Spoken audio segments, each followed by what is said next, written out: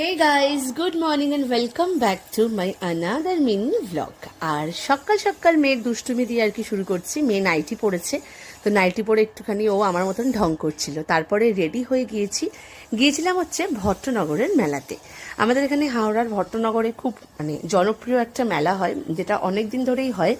আসলে ওখানকার যে মাঠ আছে সেই মাঠে বাসন্তী পুজো এবং অন্নপূর্ণা পুজো একসাথে হয়। তো তার জন্য আর কি প্রতি বছর প্রায় 4 থেকে 5 বার এই মেলায় আমি চলে যাই প্রত্যেককে নিয়ে। হ্যাঁ, কখনো বন্ধু বান্ধবের সাথে, কখনো ফ্যামিলির সাথে, এরকম ভাবে তো 4-5 বার যাওয়াই হয়। তো যাই হোক, এই যে প্যান্ডেল, ভীষণ সুন্দর ঠাকুর হয়। এখন যদিও জানি না এবছর কেন এত কমিয়ে দিয়েছে, দোকানপাটও অনেক দেখছি কমে গেছে।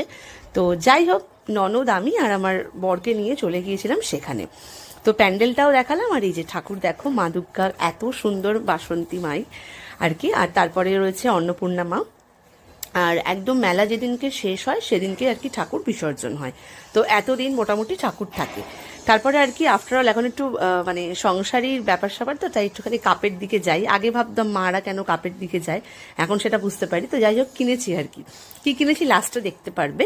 তারপরে একটুখানি ঘুগনি খেয়েছিলাম, পাপড়ি চাট খেয়েছিলাম, আর একটা কি খেলাম বেশ, যাই হোক। তারপরে তোমার অনেক কিছু বেশ টুকটাক খেতে ভালো লাগে মেলাতে, তো সেগুলো খেয়ে নিয়েছি। ও হ্যাঁ, জিলাপি খেয়েছিলাম, মালপোয়া খেয়েছিলাম।